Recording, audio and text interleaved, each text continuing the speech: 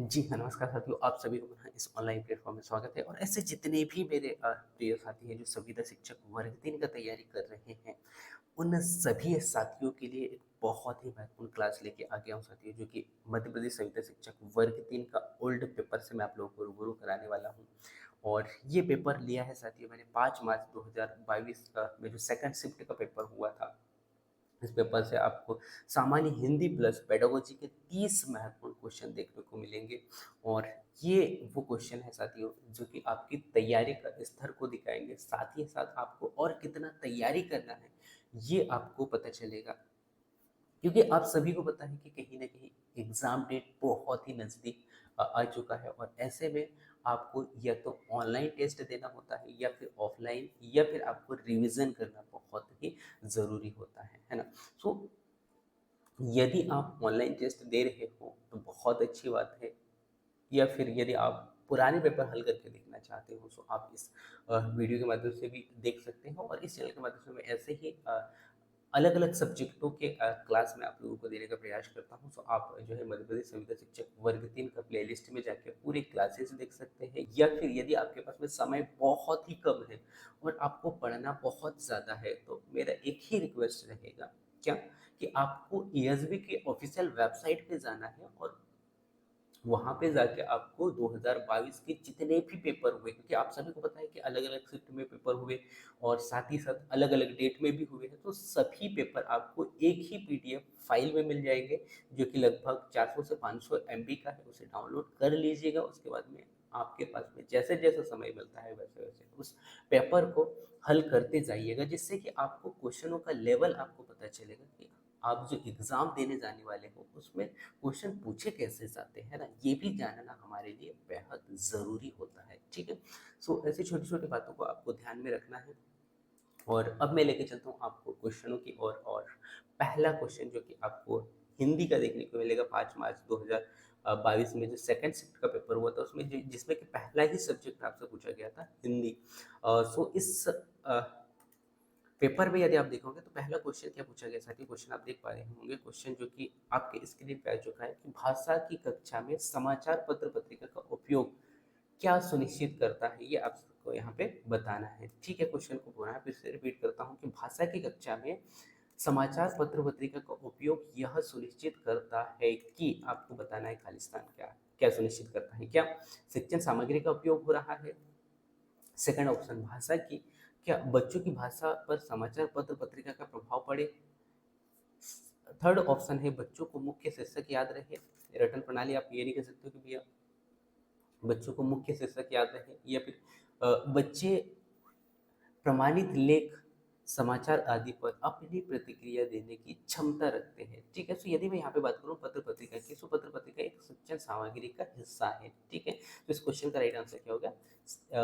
A option ही इस question का right answer होगा। ठीक है? इसके बाद में नेक्स्ट अगले क्वेश्चन पे लेके चलता हूँ और नेक्स्ट अगला क्वेश्चन आपके स्क्रीन पे आ चुका है, जो कि आप देख पा रहे होंगे। क्वेश्चन क्या है साथियों? क्वेश्चन है कि प्राइमरी कक्षाओं में पठन सामग्री का उद्देश्य इनमें से क्या नहीं है, ये आपसे क्वेश्चन पूछा गया है। क्वेश्चन को पुनः फिर से रिपीट करता हूँ कि प्राइमरी कक्षा में पठन पठन शिक्षण का उद्देश्य इनमें से नहीं है। ठीक है, तो शिक्षण का उद्देश्य कौन सा नहीं है ये आपको बताना है। ठीक है, और एक बहुत ही महत्वपूर्ण बात बता दूं साथियों कि जब आप एग्जाम हॉल में जाते हो, सो वहाँ पे जब आप एग्जाम हॉल में बैठते हो ना साथियों, तो क्वेश्चनों को आपको बहुत ही बारीकी से और बहुत ही अच्छा से समझना होगा, है ना? क्योंकि हम जब एग्जाम हॉल में बैठते हैं ना साथियों, तो हम घबरा जाते हैं और उस घबराने के कारण होता है क्योंकि हम क्वेश्चनों को अच्छे से समझ नहीं पाते हैं और क्वेश्चनों को यदि आप समझ नहीं पाओगे तो कहीं ना कहीं वो आंसर को सही टिक नहीं लगा पाओगे और यदि आप आंसर सही टिक नहीं लगाओगे तो कहीं ना कहीं आप कुछ नंबरों से नॉट क्वालीफाई अपने आप को देखोगे और बहुत बुरा फील करोगे। इससे अच्छा यही है कि आपको बार बार प्रैक्टिस करना है और प्रैक्टिस करते समय ये ध्यान देना है कि क्वेश्चन क्या पॉजिटिव पूछ रहा है, क्या हाँ पूछ रहा है या नहीं पूछ रहा है, क्या क्वेश्चन पूछना क्या चाह रहा है, ये जानना हमारे लिए बेहद ज़रूरी होता है। ठीक है, तो जैसे कि आप यहाँ पे देख पा रहे होंगे कि प्राइमरी कक्षा में जो है पठन शिक्षण का उद्देश्य इनमें से नहीं है वाला बताना है, ठीक है। तो सबसे पहले आपको ये देख लेना है कि कौन कौन सा पठन शिक्षण के उद्देश्य है।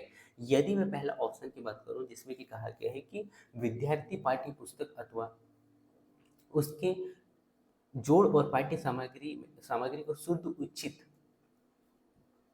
स्वरघात और बलाघात के साथ पढ़ सकते हैं। जी हाँ, आप कह सकते हैं क्योंकि एक शिक्षण शिक्षण सामग्री का एक उद्देश्य हम कह सकते हैं। इसके बाद नेक्स्ट अगला है कि शिक्षार्थी उपयुक्त गति से पढ़ सकता है। जी हाँ, बिल्कुल। इसके बाद में प्रश्नों के उत्तर याद कर सके, ठीक है। इसलिए आप ये नहीं कह सकते हो कि शिक्षण यानी कि पठन शिक्षण का उद्देश्य केवल क्वेश्चनों को याद करना, क्वेश्चनों को रटना, ये नहीं है ना। तो इस क्वेश्चन का जो है राइट आंसर जो कि गलत के आधार पे जो होगा वो यही आंसर होगा, कौन सा, सी ऑप्शन, ठीक है। इसके बाद में यदि आप फोर्थ ऑप्शन की ओर और दृष्टि डाल दें तो यहाँ पे आप देख पा रहे होंगे कि विद्यार्थी अपने स्तर की पुस्तकों के अध्ययन में मनोरंजन प्राप्त कर सकते हैं, ठीक है। तो जी हाँ, ये भी कर सकते हैं। लेकिन नेगेटिव के आधार पर यदि हम देखें तो प्रश्नों के उत्तर याद आपको नहीं कराना है भाई बच्चों को, है ना। तो इस क्वेश्चन का राइट आंसर क्या होगा, सी ऑप्शन, ठीक है। इसके बाद में नेक्स्ट अगला क्वेश्चन को लेकर चलता हूँ और नेक्स्ट अगला क्वेश्चन आपके स्क्रीन पे आ चुका है जो कि आप देख पा रहे होंगे। क्वेश्चन क्या है कि निम्न में से संज्ञानात्मक संप्रति का न्यूनतम स्तर आपको यहाँ पे बताना है कि संज्ञानात्मक संप्रति का न्यूनतम स्तर क्या है, ठीक है। जिसमें कि अनुप्रयोग है, बोध है, विश्लेषण है और ज्ञान है। यदि मैं संज्ञानात्मक संप्रति की बात करूं साथियों तो इसके अंतर्गत यदि आप देखोगे तो इसका राइट आंसर होगा ज्ञान, ठीक है। इसके बाद मैं नेक्स्ट अगले क्वेश्चन को लेकर चलता हूँ और नेक्स्ट अगला क्वेश्चन जो कि आपके स्क्रीन पे आ चुका है जो कि आप देख पा रहे होंगे। क्वेश्चन क्या है, क्वेश्चन आप देख पा रहे होंगे साथियों कि बहुसंस्कृति पृष्ठभूमि वाली कक्षा में भाषा शिक्षण को क्या करना चाहिए। सो जिसमें कि पहला ऑप्शन आपको दिया गया है जो कि मौखिक कौशल पर बल देना चाहिए, क्या अभिव्यक्त्यात्मक कौशल पर बल देना चाहिए, या फिर परस्पर बातचीत करने का अधिक से अधिक अवसर देना चाहिए, या फिर लास्ट ऑप्शन दिया गया है बच्चों को मानक भाषा प्रयोग के लिए कहना चाहिए, ठीक है।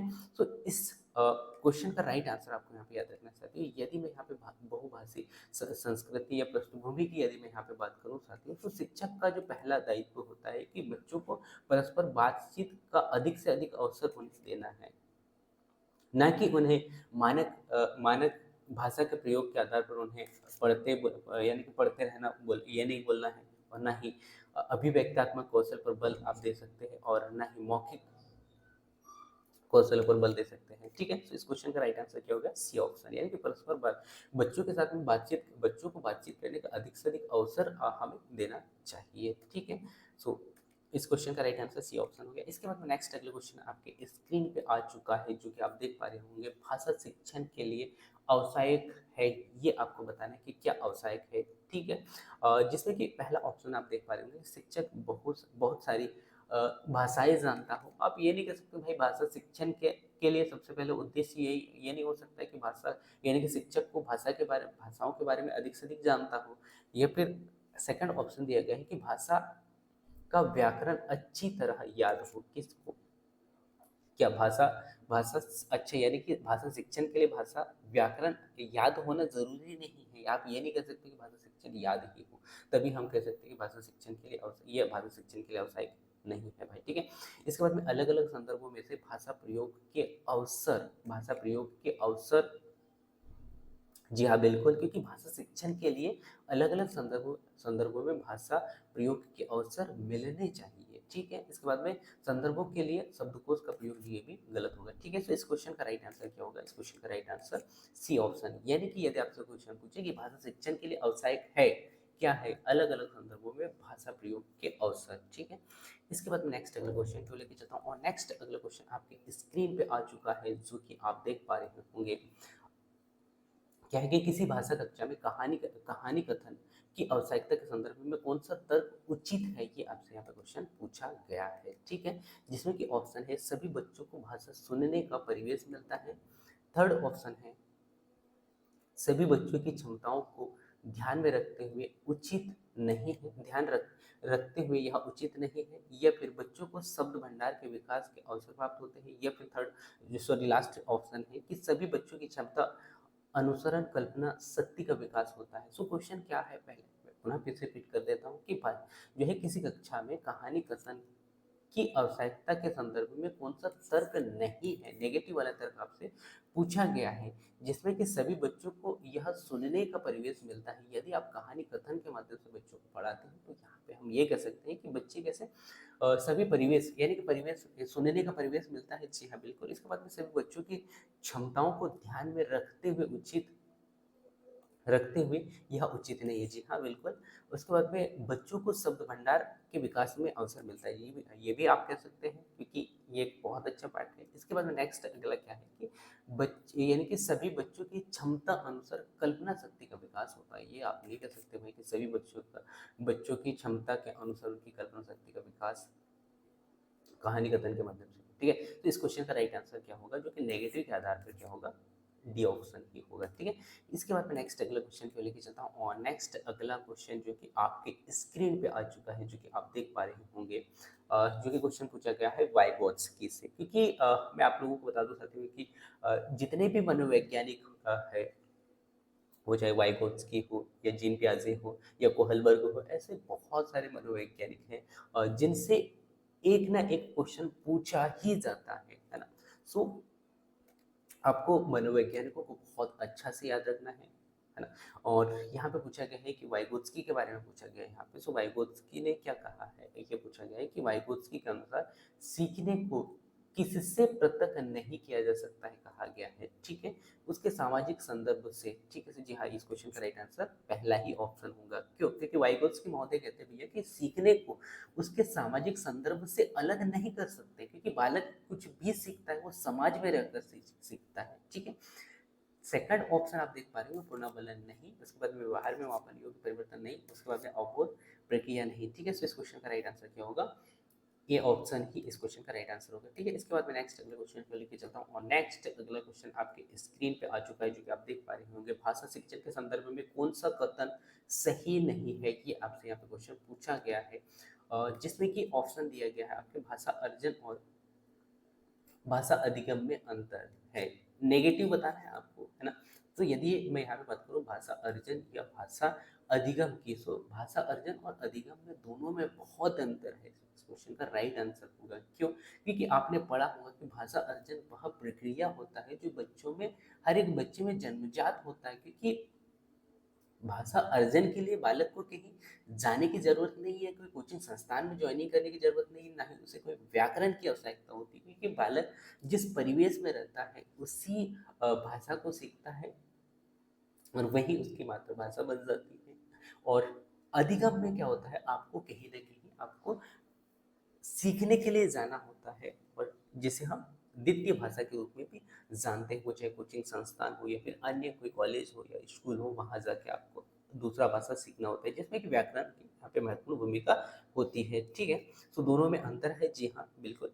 जबकि यहाँ पे नहीं है वाला पूछा गया है, भाषा शिक्षण में केवल भाषाई शुद्धता पर ही अधिक रहता है। ठीक है, सो इस क्वेश्चन का रॉन्ग यानी कि राइट आंसर होगा नेगेटिव के आधार पर कौन सा, बी ऑप्शन होगा। और मैं आप लोगों को बता दूं साथियों कि यदि आप पेडागोजी के क्वेश्चनों को देखते हो ना, तो खासकर उन क्वेश्चनों को आप देख लीजिए, देखना जिनमें कि जो केवल जो शब्द आता है ना, वो 90 नहीं कह सकते, हाँ 90% जो क्वेश्चन जो होते हैं जिनमें कि आपको केवल वाले जो ऑप्शन यदि मिलते हैं, तो कहीं ना कहीं वो केवल यदि लिखा हुआ है तो वो नेगेटिव के दर्शा रहा है। ठीक है, सो उस कंडीशन में आपको क्वेश्चन को बहुत अच्छे से समझना होगा। ठीक है, नेक्स्ट अगला जो ऑप्शन यहाँ पे दिया गया है, भाषा सीखने में अन्य विषयों का अध्ययन या अध्यापन सहायक है। जी हाँ, बिल्कुल। इसके बाद में समृद्ध भाषा परिवेश भाषा अर्जित करने में भी सहायक होता है। जी हाँ, बिल्कुल। ठीक है, सो भाषा शिक्षण के संदर्भ में कौन सा कथन गलत है, सो बी ऑप्शन ही इस क्वेश्चन का राइट आंसर होगा, जो कि नेगेटिव है। ठीक है, इसके बाद में नेक्स्ट अगला क्वेश्चन आपके स्क्रीन पे आ चुका है, जो कि आपसे क्वेश्चन पूछा गया है कि सतत व व्यापक मूल्यांकन में व्यापक शब्द का क्या अभिप्राय है। व्यापक शब्द का अभिप्राय आपको बताना है कि क्या है, क्या संज्ञानात्मक संज्ञानात्मक है, या फिर केवल संज्ञानात्मक है, या केवल ससंज्ञानात्मक है, ना तो संज्ञानात्मक है और ना ही सहसंज्ञानात्मक है। सो मैंने कुछ समय पहले ही बताया था आपको, जो आठ आठ नंबर का जो क्वेश्चन मैंने हल करवाया था, जिसमें क्या आपको बताया था मैंने कि यदि केवल शब्द आए तो क्वेश्चन को पहले देख लेना है कि क्वेश्चन कह क्या रहा है। इसमें कहा गया है कि सतत में व्यापक मूल्यांकन में व्यापक शब्द का अभिप्राय आपको यहाँ पे बताना है। तो आप ये नहीं कह सकते हो भाई कि केवल संज्ञानात्मक ही हो और न ही केवल सहसंज्ञानात्मक हो, ठीक है। ये दोनों ऑप्शन तो गलत हो गए। इसके बाद में बचे दो ऑप्शन। तो लास्ट ऑप्शन यदि आप देखते हो तो इसमें कहा गया है ना तो संज्ञानात्मक और ना ही संज्ञानात्मक, तो ये भी क्वेश्चन गलत, सॉरी ऑप्शन गलत होगा, ठीक है। इस प्रकार इस क्वेश्चन का राइट आंसर क्या होगा कि व्यापक और सतत मूल्यांकन के लिए संज्ञानात्मक और संज्ञानात्मक दोनों की आवश्यकता है ना। सो इस क्वेश्चन का राइट आंसर ए ऑप्शन होगा, ठीक है। इसके बाद मैं नेक्स्ट अगला क्वेश्चन को लेके चलता हूँ। और नेक्स्ट अगला क्वेश्चन जो कि आपके स्क्रीन पे आ चुका है, जो कि पूछा गया है कहानी, कविता और गीतों और नाटकों के माध्यमों से बच्चे खालिस्तान आपको बताना है। क्वेश्चन को पुनः फिर से रिपीट करता हूँ। कहानी, कविता, गीत या फिर नाटक के माध्यम से बच्चे खालिस्तान सहायता मिलता है, ये आपको बताना है। क्या केवल मूल्य अर्जित करते हैं? सेकंड ऑप्शन है कि अपनी संस्कृति के धरोहर से जुड़ते हैं। थर्ड ऑप्शन है केवल अपनी तर्क शक्ति का विकास करते हैं। और डी ऑप्शन है जो कि केवल मनोरंजन करते हैं। क्योंकि केवल वाला जो शब्द है ना साथियों, कि 3 बार आ चुका है, और यदि आप केवल को समझ गए होंगे तो इन तीनों क्वेश्चनों का आंसर आप बहुत ही आसानी से दे पा रहे होंगे। क्योंकि पहला जो कहा गया है, केवल मूल्यों का आप अर्जन करने के लिए कविता पाठ या फिर गीतों को नहीं पढ़ाते हो, है ना। और अपनी संस्कृति धरोहर, जी हाँ, ये कह सकते हैं कि अपनी धरोहर, संस्कृति या धरोहर से जुड़ते हैं। केवल अपनी तर्क शक्ति का विकास नहीं करते हैं, और ना ही मनोरंजन। कोई भी आपको एकदम से ये नहीं कहना है कि केवल मनोरंजन ही प्राप्त करते हैं, ठीक है। तो इस क्वेश्चन का राइट आंसर बी ऑप्शन ही इस क्वेश्चन का राइट आंसर होगा, जो कि अपनी संस्कृति एवं धरोहर से बालक जुड़ता है, ठीक है। इसीलिए हम कविता कहानी हो गई या फिर गीतों या फिर नाटकों के माध्यम से बालकों को पढ़ाते हैं, ठीक है। इसके बाद में नेक्स्ट अगला क्वेश्चन जो कि आपके स्क्रीन पे आ चुका है, जो आपसे पूछा गया है कि भाषा सीखने के लिए कौन सा साधन सबसे उपयुक्त है, ये आपको यहाँ पे बताना है। जिसमें कि ऑप्शन है बोलना, पढ़ना, सुनना और अनुकरण करना। तो इस क्वेश्चन का राइट आंसर होगा साथियों अनुकरण करना, क्योंकि अनुकरण के माध्यम से ही बालक अच्छा से सीखता है और भाषा शिक्षण का में विकास हम कर सकते हैं, ठीक है।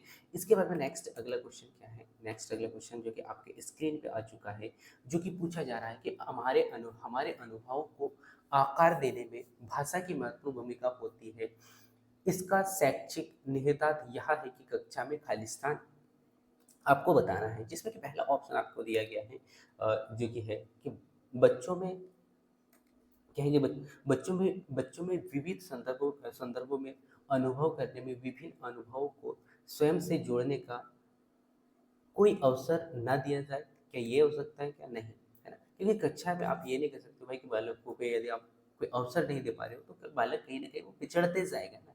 तो आपको ऐसा नहीं करना है, ठीक है। इसके बाद नेक्स्ट अगला क्या है कि बच्चों के अनुभव के बारे में कोई बात ना किया जाए। ये भी आप यदि ऐसा करते हो तो आप बहुत बड़ा अन्याय कर रहे हो, है ना। इसके बाद नेक्स्ट और जो थर्ड ऑप्शन दिया गया है डायरी लेखन के बारे में बात कीजिए। आप डायरेक्ट डायरी लेखन में बात आप कैसे करोगे छोटे बच्चों के साथ में, है। उसके बाद में लास्ट ऑप्शन जो है बच्चों को विविध संदर्भों में अनुभव करने में विभिन्न अनुभवों में स्वयं को जोड़ने का अवसर देना चाहिए। जी हाँ, तो इस क्वेश्चन का राइट आंसर डी ऑप्शन ही इस क्वेश्चन का राइट आंसर होगा, ठीक है। इसके बाद मैं नेक्स्ट अगले क्वेश्चन पे लेके चलता हूँ। और नेक्स्ट अगला क्वेश्चन आपके स्क्रीन पे आ चुका है, और यहाँ पे जो क्वेश्चन है अलग अलग पेज में बटा हुआ है, ठीक है, क्योंकि हमें क्वेश्चन को समझना है। सो क्वेश्चन आप देख पा रहे होंगे। क्वेश्चन में क्या लिखा गया है। क्वेश्चन पूछा है आपसे कि संगीता 8वीं कक्षा पढ़ाती है, शिक्षिका है संगीता जो कि 8वीं कक्षा में पढ़ाती है, और कविता भाव के बारे में बातचीत करते समय, है ना, कविता भाव के बारे में बातचीत करते समय कर रही है ना। कविता की बातचीत करते समय आप उन्हें किसके प्रति सचेत सचेत रहने की सलाह देंगे, ठीक है। तो ये आपको बताना है। पहला ऑप्शन दिया गया है कि कविता का एक निश्चित भाव अर्थ नहीं होता है, ठीक है। सेकंड ऑप्शन है व्याकरण का विशेष जोर दिया जाए। कविता का कोई निश्चित भाव नहीं है। कविता की भाषा पर विशेष बल दिया जाए, है ना। तो इस क्वेश्चन का राइट आंसर यदि हम देखें, जो कि संगीता 8वीं कक्षा में हिंदी पढ़ाती है और कविता भाव के बारे में यदि आपको जो है उन्हें सचेत करना है तो आप कह सकते हो कि कविता एक निश्चित भाव है जिनका अर्थ नहीं होता है। ठीक है, तो इस क्वेश्चन का राइट आंसर पहला ऑप्शन है, इस क्वेश्चन का राइट आंसर होगा। ठीक है, इसके बाद नेक्स्ट अगले क्वेश्चन को लेके चलता हूँ साथियों। और नेक्स्ट अगला क्वेश्चन जो कि आपके स्क्रीन पे आ चुका है, पत्र पत्रिका भाषा सीखने में क्या है? साधक है, बाधक है, त्रुटियों को बढ़ावा देती है, या फिर बड़ों के पढ़ने की वस्तु है? सो इस क्वेश्चन का राइट आंसर आपको यहाँ पे बताना है। ठीक है, यदि मैं पत्र पत्रिका की बात करूँ साथियों, तो पत्र पत्रिका एक सामग्री के रूप में होता है और सामग्री को हम साधक के रूप में बच्चों के लिए उपयोग करते हैं। ठीक है, सो इस क्वेश्चन का राइट आंसर बी ऑप्शन की इस क्वेश्चन का राइट आंसर होगा। ठीक है, इसके बाद मैं नेक्स्ट अगला क्वेश्चन को लेके चलता हूँ साथियों। और नेक्स्ट अगला क्वेश्चन जो कि आपके स्क्रीन पे आ चुका है, जो कि पुनः फिर से भाषा की पाठ्य पुस्तक से पूछा गया है और ऑप्शन है आपके पास में, अभ्यास परक ही होना चाहिए, साधक होना चाहिए, साधक है, साध्य है, या भाषा सीखने का एकमात्र साधन है। यहाँ पे भी पुनः फिर से एकमात्र साधन है बोला, तो यहाँ पे पॉजिटिव क्वेश्चन नहीं होगा, नेगेटिव को दर्शा रहा है, तो इस प्रकार से ये तो क्वेश्चन कट गया। इसके बाद में नेक्स्ट अगला है, अभ्यास परक ही होना चाहिए, क्योंकि बच्चों को आपको रटाना नहीं है, याद एकदम से रटन प्रणाली के माध्यम से बच्चों को आपको पढ़ाना नहीं है, तो ये दो ऑप्शन तो कट गए। अब हम देखते हैं यहाँ पे साधन और साध्य को, है ना। सो बालक को हमें साध्य के रूप में पढ़ाना है, ठीक है, न कि साधन के रूप में पढ़ाना है, न कि साध्य के रूप में। ठीक है, तो इस क्वेश्चन का राइट आंसर क्या हो गया, भाषा की पाठ्यपुस्तक कैसे एक साधन के रूप में है। ठीक है, और इसके बाद में नेक्स्ट अगले क्वेश्चन को लेकर चलता हूँ। और नेक्स्ट अगला क्वेश्चन जो कि आपके स्क्रीन पे आया है साथियों, अब हम यहाँ पे देखेंगे गद्यांश और पद्यांश। आप सभी को पता ही होगा, फिर भी मैं पुनः से बता देता हूँ मैं आपको, क्या कि जो भी सब्जेक्ट आपको देखने को मिलते हैं संविदा शिक्षक वर्ग 3 में, वो लगभग 15-15 नंबर में बटे हुए, वो चाहे लैंग्वेज फर्स्ट हो या लैंग्वेज सेकंड हो या फिर ईवीएस हो या फिर मैथ्स हो, है ना, या फिर सीडीपी हो, दो अलग अलग पार्ट्स में बटे हुए हैं, जिसमें कि आपको यदि मैं लैंग्वेज की बात करूँ तो जिसमें कि आपको पेडागोजी के 30 नंबर देखने को मिलेंगे, जो कि हमने अभी यहाँ पे हल किया है। सो इसी प्रकार से क्वेश्चन आपसे पूछे जाते हैं और ये 2022 का पेपर है। तो इससे आपको अंदाजा हो गया होगा कि जो है पेडागोजी से क्वेश्चन किस लेवल से पूछे जाते हैं। इसके बाद में सेकंड पार्ट जो आता है लैंग्वेज का, जो कि लैंग्वेज के आधार पर होता है, जिसमें कि दो गद्यांश और दो पद्यांश ही आपको देखने को मिलते हैं, जिसमें कि दो गद्यांश और पद्यांश में भी आपको एक तो गद्यांश से क्वेश्चन पूछेगा और व्याकरण से क्वेश्चन पूछते हैं। ठीक है, तो आप जैसे जैसे क्लास को देखते जाओगे वैसे वैसे आपको समझ में आ जाएगा कि क्वेश्चन किस लेवल से पूछे जाते हैं, कैसे पूछे जाते हैं, और साथ ही साथ हम गद्यांश और पद्यांश को कैसे हैंडल कर सकते हैं वो भी हम यहाँ पे सीखेंगे। ठीक है, सो गद्यांश और पद्यांश को हल करने का सामान्यतः एक बहुत अच्छा हम कह सकते हैं तरीका, बहुत सारे लोगों का अलग अलग तरीका हो सकता है, क्योंकि बहुत खासकर बहुत सारे लोग क्या करते हैं कि एक बार गद्यांश को पढ़ लेते हैं और उसके बाद में फिर क्वेश्चन पे जाते हैं और आंसर करते हैं, और बहुत सारे लोग क्या करते हैं डायरेक्ट क्वेश्चन पे जाते हैं, गद्यांश को नहीं पढ़ते हैं और डायरेक्ट क्वेश्चन पढ़ते हैं और क्वेश्चन में पूछा क्या गया है उसे गद्यांश में ढूंढते हैं और उसका राइट आंसर निकालते हैं। ठीक है, सो दोनों प्रकार से आप जो है आपको जैसा लगता है वैसे आप हल कर सकते हैं और अपना समय बचा सकते हैं। ठीक है, तो सबसे पहले हम यहाँ पे देख लेते हैं क्या गद्यांश को एक बार पढ़ लेते हैं, पढ़ने के बाद में हम क्वेश्चन यहाँ पे लगाने का प्रयास करेंगे। ठीक है, सो मैं यहाँ पे गद्यांश आपको पढ़कर बता देता हूँ। क्या है कि गद्यांश यहाँ पे है कि आज हम अपनी असमंजस्य में पड़े हुए हैं और यहाँ निश्चित नहीं कर पाए हैं कि हम किस ओर चलेंगे और हमारा ध्येय क्या है। स्वभावतः ऐसी अवस्था में हमारे पैर कैसे हो जाते हैं, लड़खड़ाते हैं। ठीक है, लड़खड़ाते हैं, और हमारे विचार में भाषा के लिए और सारे संसार के लिए सुख और शांति का एक ही रास्ता है, और वो है अहिंसा और आत्मवाद। ठीक है, आत्मवाद का। सो अपनी दुर्बलता के कारण हम उसे ग्रहण न कर सके, पर उसके सिद्धांतों को तो हमें स्वीकार कर ही लेना चाहिए और उसके प्रवर्तन का इंतजार करना चाहिए। यदि हम सिद्धांत ही ना मांगे तो उसके प्रवर्तन की आशा कैसे कर सकते हैं। ठीक है, और जहाँ तक मैंने महात्मा गांधी जी के सिद्धांतों को समझा है, और वह इसी आत्मवाद और अहिंसा के जिसे वे सत्य और सत्य क्या कहा गया, सत्य और प्रवर्तक सत्य सत्य भी सत्य भी कहा सकते हैं, सत्य भी कहा करते थे और मानने वाले और प्रवर्तक थे। और साथ ही साथ उसे ही कुछ लोग गांधीवादी का नाम भी दे रहे हैं। यद्यपि महात्मा गांधी के बारे में यह यह कहा जाता है, कह सकते हैं कि वे किसी नए सिद्धांत या या वाद के प्रवर्तक नहीं हैं, और उन्होंने उन्होंने अपने जीवन में प्राचीन सिद्धांतों को अमल अमल कर कर दिखाने का प्रयास किया है। और विचार कर देखा जाए तो जिसमें सिद्धांत अन्य देश या अन्य अन्य काल काल और स्थितियों में भिन्न भिन्न नामों के धर्मों से प्रचलित हुए हैं, सभी अंतिम और मर्मिक अन्वेषण के बाद में इसी तत्व अथवा सिद्धांतों के समाविष्ट पाए जाते हैं। केवल भौतिकवाद इसमें से अलग है, और हमें असमंजस्य की स्थिति से बाहर निकालकर निश्चित कर लेना है कि हम अहिंसावादी या आत्मवाद और गांधीवाद के अनुयायी या समर्थक है, न कि भौतिकवाद के। सो प्रेय और श्रेय से हमें श्रेय को चुनना है, और श्रेय की हितकार भले ही वह कठिन कठिन और जो है श्रम साध्य हो, और इसके विपरीत प्रेय आरंभ में भले ही आकर्षक दिखाई दिखाई दे, परंतु इस उनका अंतिम परिणाम जो है अहितकार होता है। ठीक है, सो यहाँ पे हमने जो है गद्यांश को पढ़ लिया है। इसके बाद में हम यहाँ पे क्वेश्चन देखेंगे, क्वेश्चन कैसे पूछे जाते हैं। ठीक है, सो पहला क्वेश्चन जो कि आपके स्क्रीन पे आ चुका है, जो कि गद्यांश से ही क्वेश्चन पूछा गया है। क्वेश्चन क्या है कि निम्नलिखित में से गद्यांश के लिए उचित शीर्षक आपको यहाँ पे पूछा गया है। ठीक है, सो यदि आप गद्यांश को अच्छे से पढ़े होंगे तो आप यहाँ पे ध्यान दे पाओगे। प्रेय और श्रेय में से हमें क्या चुनना चाहिए। तो यहाँ पे बताया गया है कि श्रेय को चुनना चाहिए। तो यदि सबसे उचित शीर्षक के आधार पर यदि हम देखें तो श्रेय एवं प्रेय आएगा। ठीक है, तो इस क्वेश्चन का राइट आंसर पहला ही ऑप्शन होगा। ठीक है, तो इस प्रकार से आपको पहले गद्यांश पढ़ लेना है या फिर क्वेश्चन को देखना है। उसके बाद में श्रेय उचित शीर्षक के आधार पर आपको ये देखना है कि सबसे उचित शीर्षक किसमें दिखाई दे रहा है, किसमें अर्थ निकल रहा है। सो आप देख पाओगे कि इसमें श्रेय और प्रेय और श्रेय को यहाँ पे दिया जा रहा है। ठीक है, तो इस प्रकार से आपको देखना है। इसके बाद मैं नेक्स्ट अगले क्वेश्चन पे लेके चलता हूँ। आप जैसे जैसे क्वेश्चनों को देखते जाओगे वैसे वैसे समझते जाओगे क्वेश्चनों को हल कैसे करना है। ठीक है, इसके बाद में नेक्स्ट अगला पुनः फिर से गद्यांश से क्वेश्चन आ गया है, जो कि ये भी अलग अलग पेज में बटा हुआ है क्वेश्चन।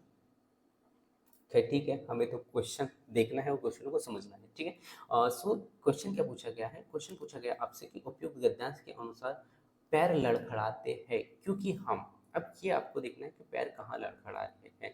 तो यदि आप यहाँ पे देख पा रहे होंगे पैर लड़खड़ाते हैं, स्वभावतः ऐसी अवस्था में पैर लड़खड़ाते हैं। अब यहाँ पे क्या कह सकते हैं, लक्ष्य और दिशाहीन। ठीक है, सो यहाँ पे आप असमंजस में पड़े हैं और यह निश्चित नहीं कर पाए हैं कि हम किस ओर चलेंगे और हमारा ध्येय क्या है। स्वभाव का ऐसी अवस्था में हमारे पैर कैसे हो जाते हैं, लड़खड़ाते रहते हैं। ठीक है, तो इस क्वेश्चन का राइट आंसर क्या होगा।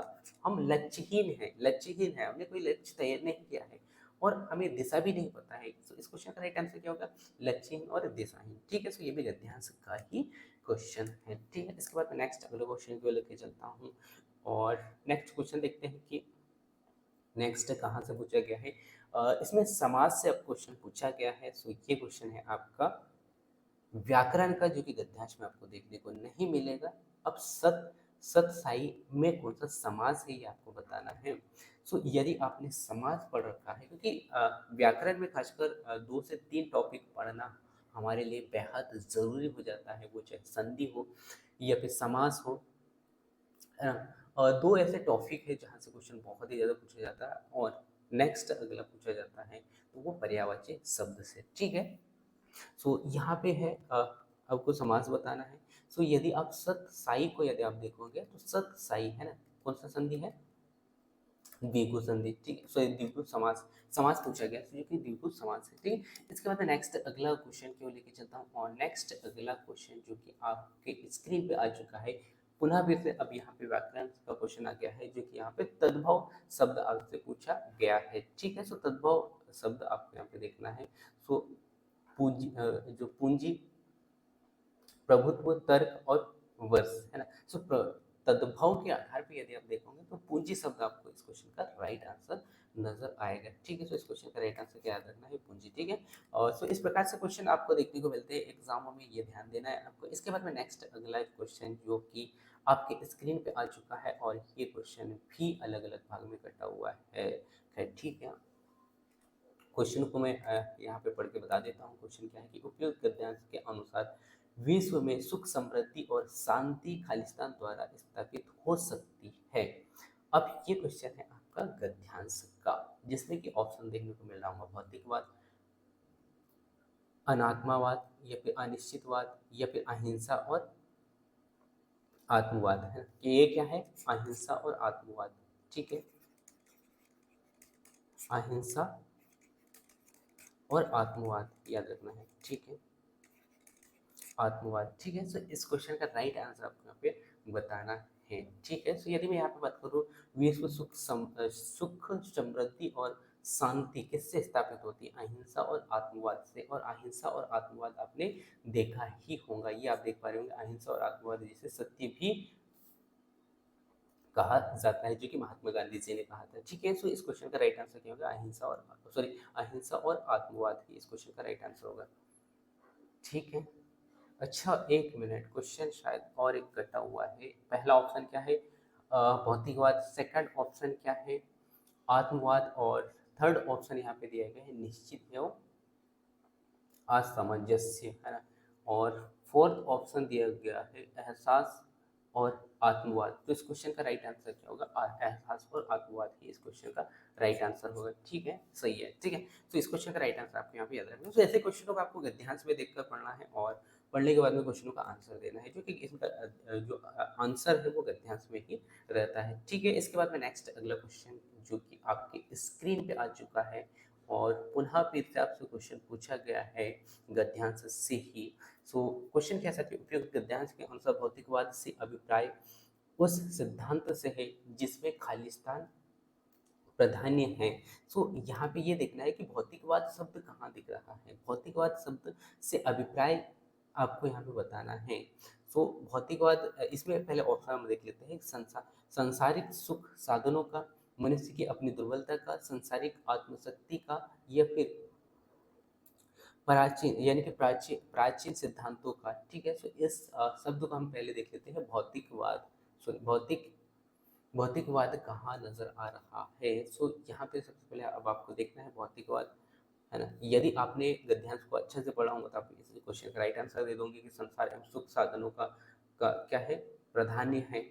और यदि आपको आपने गद्यांश को अच्छे से नहीं पढ़ा है तो फिर आपको यहाँ पे ढूंढना पड़ेगा कि भौतिकवाद कहाँ है। ठीक है, तो इस प्रकार देखना है। और सो भौतिकवाद आपको नजर आ रहा होगा, जो कि यहाँ पे थोड़ा सा समय तो लगेगा, है। सो इस प्रकार हम यहाँ पे देखते हैं भौतिकवाद कहाँ है, कहाँ है। सो मुझे लगता है कि सबसे लास्ट में होना चाहिए अन्वेषण, ये है भौतिकवाद। ठीक है, मिल गया भौतिकवाद। और जिसमें कि आप देख पा रहे होंगे कि केवल, कहाँ चला गया, केवल केवल भौतिकवाद उनमें अलग है, और इन्हें असमंजस की स्थिति और बाहर निकाल कर निश्चित कर लेना चाहिए। ठीक है, तो संसार सुख साधनों का के ऊपर में यहाँ पे संसाधनों का प्राधान्य रहा है। ठीक है, तो ये आपको याद रखना है। ठीक है, नेक्स्ट अगला क्वेश्चन को लेके चलता हूँ, और नेक्स्ट अगला क्वेश्चन क्या पूछा गया है आपसे।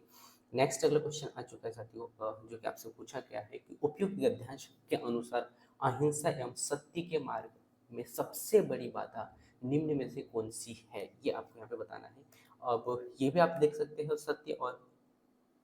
अहिंसा सत्य और अहिंसा जो है कहाँ दिख रहा है, सत्य और अहिंसा के बारे में क्या कहा गया है कि मार्ग पर सबसे बड़ी बाधा क्या आती है। सो पहला है मनुष्य की अपनी दुर्बलता, हिंसा एवं अहिंसा, भौतिकवाद और गांधीवाद, और शुद्ध सॉरी युद्ध और शांति। ठीक है, सर इस क्वेश्चन का राइट आंसर आपको देखने को मिलेगा मनुष्य की दुर्बलता के कारण, है ना।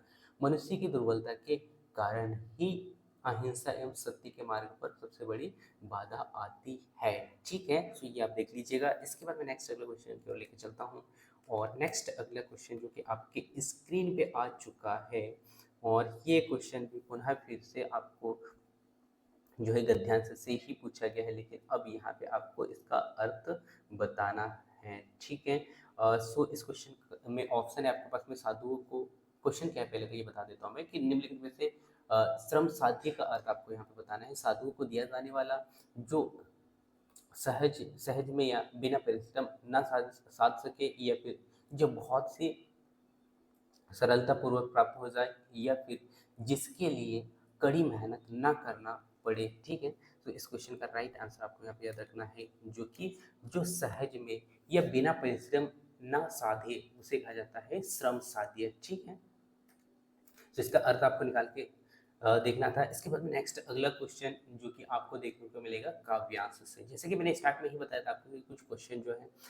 गद्यांश के देखने को मिलेंगे, उसके कुछ कुछ क्वेश्चन जो है पद्यांश यानी कि काव्यांश के देखने को मिलेंगे। ठीक है, इसमें भी हम ऐसे ही कर सकते हैं, एक बार जो है काव्य को पढ़ सकते हैं। ठीक है, इसके बाद में हम क्वेश्चनों को देख सकते हैं या फिर डायरेक्ट क्वेश्चन देख सकते हैं और उसके बाद में यहाँ पे आंसर निकाल सकते हैं। पर खासकर जैसे यदि आपको अर्थ निकालते नहीं आता है तो कहीं ना कहीं कुछ क्वेश्चन यहाँ से गलत होने की संभावना बहुत ज़्यादा रहती है। इसीलिए जो पद्यांश दिया जाता है ना, सॉरी गद्यांश दिया जाता है ना, वहाँ से क्वेश्चन आपको गलत नहीं करना है। ठीक है, सो हम पहले यहाँ पे देख लेते हैं गद्यांश में क्या कहा गया है।